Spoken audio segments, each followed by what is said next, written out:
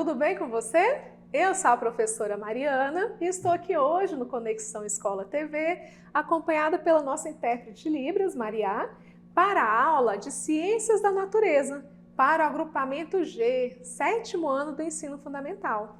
O título da aula é Ecossistemas Brasileiros. Vamos lá? Estudaremos hoje sobre os níveis de organização dos seres vivos. Relembraremos alguns aspectos das aulas anteriores. Estudaremos também sobre os domínios morfoclimáticos brasileiros, assim como as características e exemplos da fauna e da flora nesses domínios. Finalizando com reflexões sobre as principais ameaças que afetam tais ambientes. Na aula anterior, nós estudamos sobre seres vivos e estudamos que eles estão organizados em alguns níveis. Então, estudamos que um conjunto de células forma tecidos, que tecidos unidos formam o que nós chamamos de órgão, que os órgãos, por sua vez, constituem sistemas e que um conjunto de sistemas forma aquilo que chamamos de organismo, ou seja, seres vivos, em especial aqueles formados por várias células. Só que acontece que nós temos outros níveis também relacionados aos seres vivos. Quando nós temos um conjunto de organismos da mesma espécie, temos então uma população. Quando nós temos mais de uma população habitando o mesmo ambiente, temos uma comunidade. Ao considerar na comunidade os aspectos como as precipitações, como a incidência dos raios do sol, assim como os seres vivos que estão ali, nós consideramos então que temos um ecossistema. Até aqui tudo bem? Então, pensando nos ecossistemas, em regiões distintas, em regiões específicas, quando nós temos ecossistemas com características muito semelhantes, muito bem definidas, nós falamos que temos um bioma. E isso nos conduz ao que nós chamamos de domínio morfoclimático, que é uma área geográfica com características de relevo, de clima, de hidrografia, solo e vegetação em predominância. No Brasil, nós temos alguns domínios morfoclimáticos que você vai conhecer hoje. O domínio atlântico, por exemplo, ele é uma região constituída por mares e morros, por um bioma chamado Mata Atlântica, que é um tipo de floresta tropical. Ele fica situado no litoral brasileiro, como mostra o nosso mapa, essa região de cor de rosa, demarca esse domínio. Ele apresenta clima quente e chuvoso, um solo raso, pobre em nutrientes, úmido, com pouca luminosidade, tendo alguns exemplos de seres vivos como as samambaias, micos-leões e preguiças. Esse domínio atlântico, tem também uma alta taxa de endemismo. Mariana, mas o que é isso? O que é esse tal de endemismo? Endemismo, gente, é a ocorrência de espécies que vão viver especificamente numa região geográfica. Nós temos espécies endêmicas, não só animais, mas também plantas endêmicas. E um exemplo de uma espécie endêmica do domínio atlântico é o muriqui, esse macaco retratado na foto. Em relação ao domínio amazônico, esse mapa vai indicar onde ele ocorre.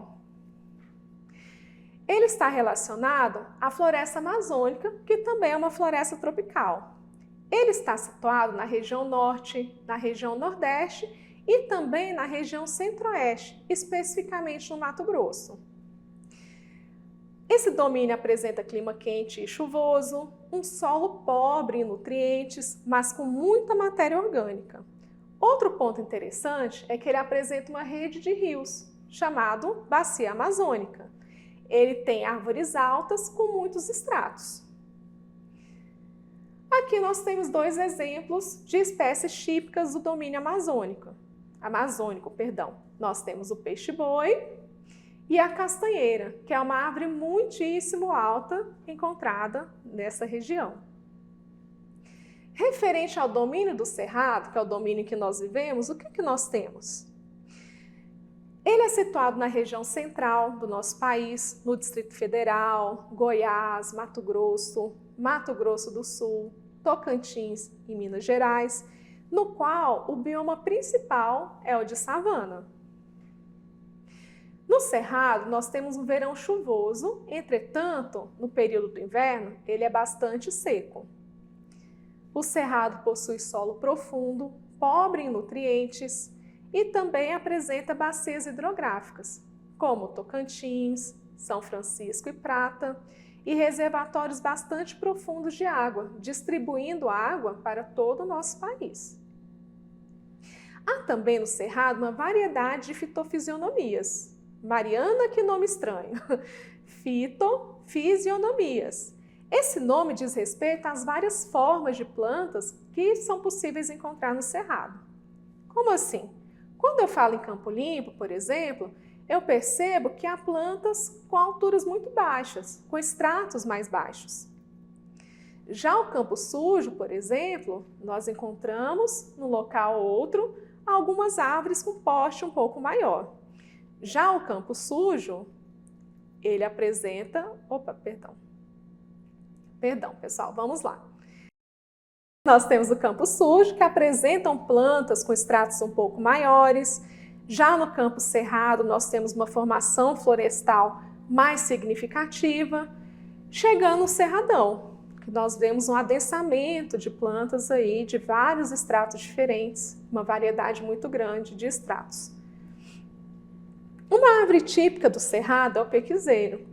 E as plantas do Cerrado, além de raízes muito profundas para alcançar esses lençóis freáticos, possuem geralmente troncos retorcidos, folhas grossas, dentre outras características. Em relação à fauna do Cerrado, o animal símbolo desse bioma é o lobo-guará, cujo nome científico está aqui na tela. Outro exemplo de animal do Cerrado é o sagui de tufo preto, esse animalzinho aqui da foto. Em relação ao domínio caatingas, nós temos algumas formações que se assemelham à savana, portanto esse nome, savana caatinga. Nesse domínio nós temos chuvas irregulares e altas temperaturas. Outra característica é o solo raso, formando rios no período chuvoso. Nas caatingas, nós temos o Rio São Francisco e Parnaíba responsável pelo abastecimento da população.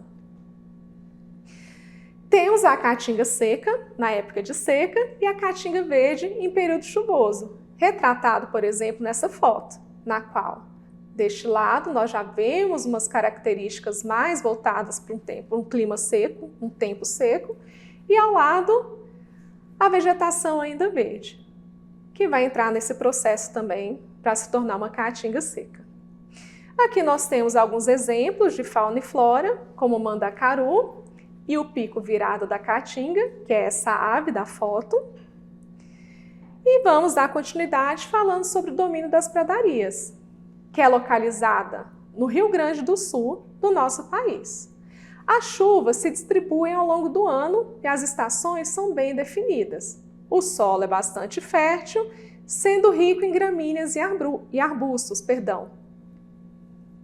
Então, nós temos aqui uma imagem representando esse domínio e uma ave típica, que é o quero-quero. Em relação ao domínio das araucárias, nós temos essa localização, acompanhada aqui pelo nosso mapa, e que vai ter as seguintes características: uma floresta úmida, com temperaturas mais baixas e chuvas ao longo do ano. O solo é profundo e fértil e possui 3 estratos: araucárias, arbustos e plantas rasteiras. Aqui nós temos a araucária, que é uma planta típica desse domínio. Finalmente, nós temos o Pantanal mato-grossense, na qual é uma área de transição entre o domínio amazônico e cerrado, situado em Mato Grosso e Mato Grosso do Sul. No Pantanal, o verão é quente e úmido e o inverno é seco e frio. Nós temos um solo com pouca permeabilidade, permitindo que haja cheias e vazantes. Aqui, à nossa esquerda, nós temos uma ave típica desse bioma, que é o tuiuiu, também chamado de jaburu. Quais são as principais ameaças a esses biomas? O desmatamento, a compactação do solo, defensivos agrícolas, assim como a introdução de espécies exóticas, e aí nós temos um exemplo do capim exótico, que é uma espécie que pode competir com as espécies nativas. O tráfico de animais silvestres também é um problema muito sério nessas regiões, assim como a poluição, caça, mineração, garimpo, queimadas, desertificações, dentre outros fatores. Uma questão também muito séria é a desvalorização dos povos tradicionais, que auxiliam no processo de conservação de tais biomas. Nesse sentido, então, estudamos hoje sobre o que é o bioma, que é uma região geográfica que tem características bem definidas, o domínio morfoclimático, que é uma expressão mais ampla do que vem a ser o bioma.